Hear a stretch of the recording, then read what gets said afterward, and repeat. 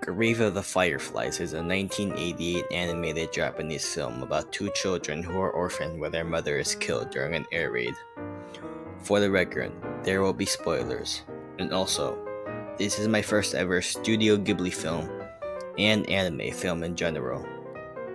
So anyways, starting off with the animation, which is absolutely beautiful.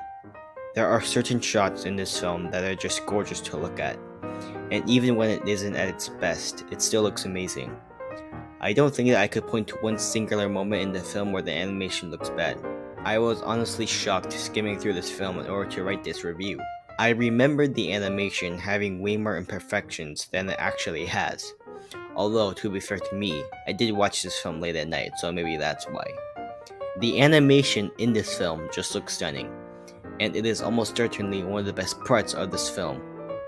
Also, this is going to sound weird, but the animation looks really good on the planes. I don't know why, but I just really like how the planes look in this style of animation. They just look so pretty. I also really wanted to talk about the time period in which this film was set, as it is the main thing that drove my attention and eagerness to watch this film. World War II was probably one of my first historical obsessions. I always loved learning about World War II, and I still do love learning about it now. That being said, I was never really as interested in the Pacific theater of World War II, and the only parts I ever really cared about was the attacks on Pearl Harbor and the Battle of Midway. I never really cared about the rest of the Pacific theater, but this film really made the Pacific theater of World War II more interesting, mainly through how the characters perceived the war in the 1940s versus how I perceive the war now.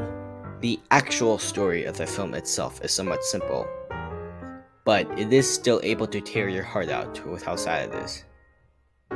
Spoiler warning here, but both of the children eventually starve to death. You don't actually see the main character, Saita, die on screen. At the film's beginning, Saita appears as a ghost and states that he died on September 21st, 1945. So you basically know how the film is going to end. I'll be honest, I didn't actually find the death of Setsuko that sad initially. It wasn't until later on in the film, when they showed Setsuko playing around the bomb shelter accompanied by the song Home Sweet Home, that the film truly crushed my heart. The scene is already sad on its own, but the song accompanying the scene is what truly made it. The combination makes for an absolutely crushing scene, and is by far one of the film's best and greatest moments. Although I personally found the scene of her dying far more sad than her actual death.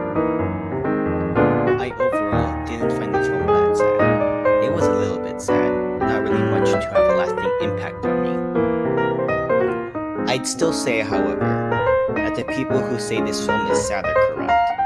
It's not the saddest film I've seen, but I can see this film really getting to certain people. The characters in this film are amazingly characterized and fleshed out. Saita is probably my most favorite character in the film, probably because I most like him. There is this one scene where he recalls a naval review, and it is honestly such a great scene. I don't really have anything else to say about Setsuko, so I'll talk about the aunt character, who is really one of the film's best characters. She isn't an explicitly mean character. She has some nice moments, and some of her actions can be justified. But she is just mean and rude enough to the point where you hate her. She is absolutely great at being in the role of the overbearing rude relative. Anyways, overall, Grave of the Fireflies is an absolutely stunning and heartbreaking film, with beautiful animation and well-thought and fleshed out characters. It's hard to recommend this film, mainly with how sad it is, but if the premise seems interesting in any way, then I'd say check it out. Thanks for watching. Bye.